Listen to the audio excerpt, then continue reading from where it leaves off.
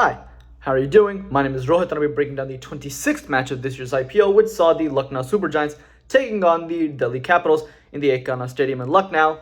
And for the first time in Lucknow's franchise history, they failed to defend a total of over 160. The Delhi Capitals won this one by 6 wickets, giving them their second win of the season and officially moving them out of the basement. But let's start with how the Lucknow innings went, and here's the thing. I said this the last time I covered a Lucknow game, and I'm going to say it again. It doesn't matter what happens during the innings. They'll somehow find a way to get to the par score of whatever ground they're on within 5 runs of either side of it. And today, at the Ekana Stadium, you have an average score this year of 163. They scored 167, still within that par range. I don't know how they do it. They somehow survive the top order batting collapse to somehow get to that 160 mark again, which is, in cases, impressive.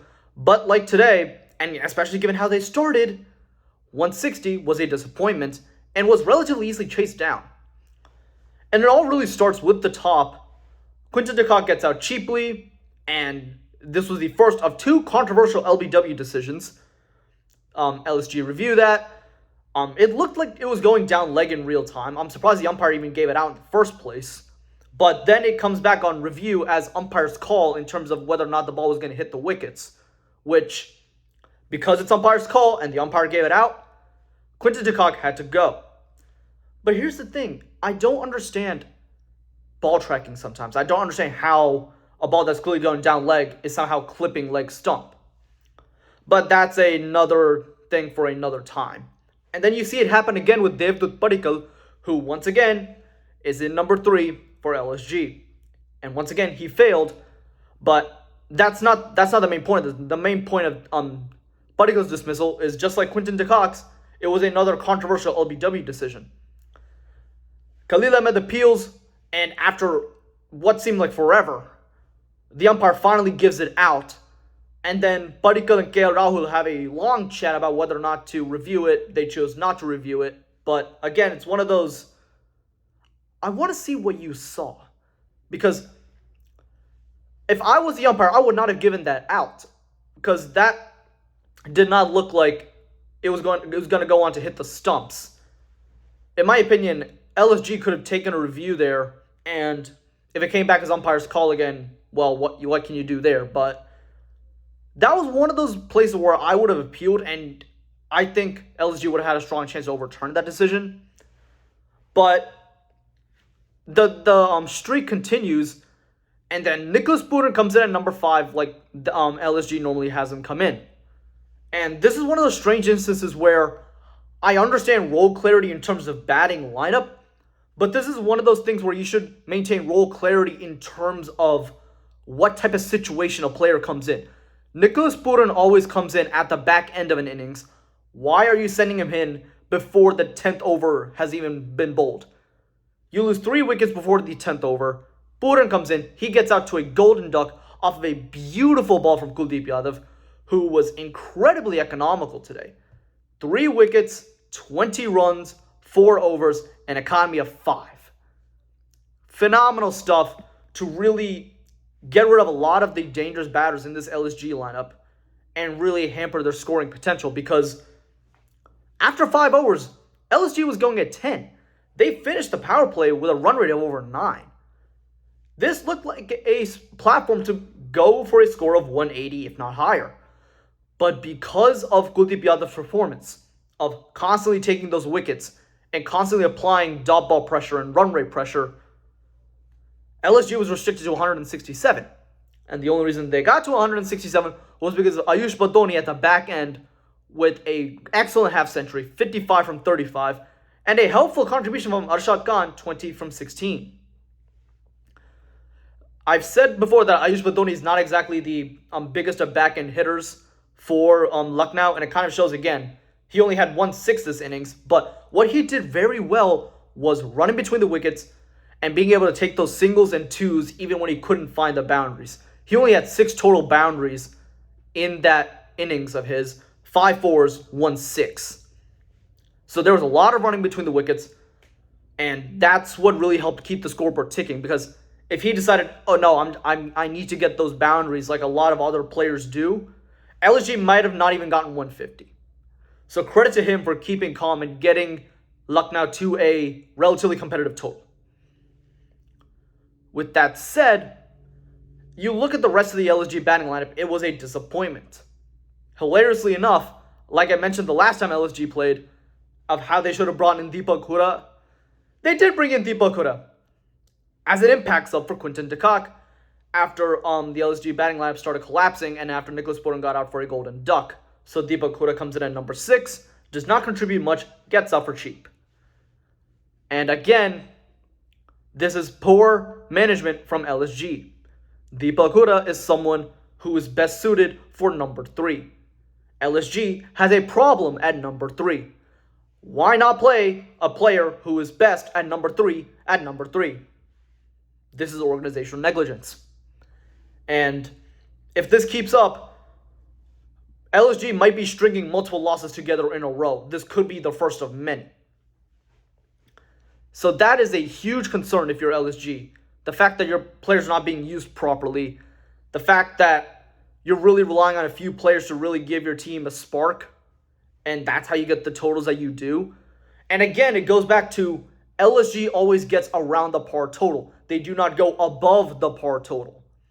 And sometimes you need to be able to hit that second gear to get to an above par total. And if you don't, well, you end up with days like today where Delhi just chases this down with relatively little issue. Prithvi Shaw gives Delhi a good start at the top. And Jake Fraser McGurk on debut hits 5 sixes en route to his own 35 ball 55, matching 1-for-1 with Ayush Badoni. Rishabh Pant, his form continues. He was striking the ball cleanly. He was running between the wickets well. And he was in full flow. And then Tristan Tubbs and Shea Hope, they finished it off. And again, there's not really much to speak of. The only real failure for this Delhi chase was David Warner. But again, one player comes good, the other player doesn't. Eventually, both players will come good.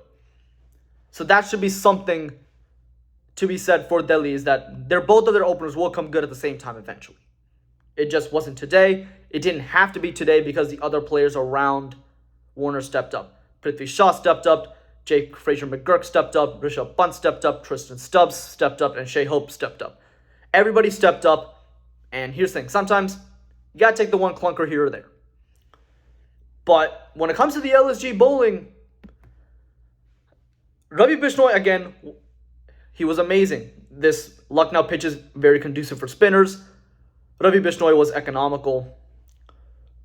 And then Yash Thakur, his form continues. He was one of the more economical bowlers, having an economy of shade below 8. So those two bowlers bowled well. The others around him, not so much. So that's kind of an issue because, one, with the impact substitution of Deepak Hooda, you're losing out on an extra bowling option that you could have brought in literally anybody else for. So in this sort of chase, you would have much rather had that extra bowler instead of bringing in Hooda and trying to bolster that batting lineup. Which again comes back to roster construction issue, role clarity issues, and not knowing where your players are best. Lucknow was winning, but they weren't exactly winning convincingly. And 2, you saw those same issues creep up over and over again. Only this time, it resulted in them losing. So, for now, Lucknow's still sitting in 4th. They have 6 points. But again, they are a team that gives me pause because I don't see any sort of consistency, role clarity from anybody. And the only real bright spot so far has been Nicholas Puran, who has been relatively consistent at the back end, except for today. And so when you have a team construction like that, you're not going to get very far. You're sitting pretty right now, but this could turn disastrous very fast. Lucknow has to fix this. And again, it all starts with fixing that top order, especially that number 3 spot. The Devdutt Padikkal experiment has to end. Bring in Deepak Hooda at number 3. Anyway, back to Delhi. They finally got another win. They're finally out of the basement. That is the 10th spot. Now they're up in 9th. Would they have liked to get their net run rate a little higher? Sure, but for right now, if you're in the situation that Delhi is in, you're much better off getting that win first and foremost rather than worrying about net run rate. You can worry about net run rate later. You will have opportunities to boost that net run rate later. In this sort of situation, it's much more important to get that win first and foremost. Because no matter what we all say about net run rate, points determine who moves on and who doesn't. Who cares if your net run rate is in the gutter if you have the points? And it doesn't matter if your net run rate is amazing if you don't have the points. So for Delhi, it's much more important that they got the points first and foremost. And then they have some good batters and who played some very, very good innings. They struck the ball cleanly. They didn't necessarily put themselves in harm's way. Would I have liked to see Jake Frazier-McGurk rotate the strike a lot better? Yeah, but here's the thing. This is his first IPL match. He contributed with a good half century and can't ask for much more on debut. So there's that. And with that, thank you so much for watching. Please like, comment, and subscribe. And I'll be back for the next one. And as always, have a good one.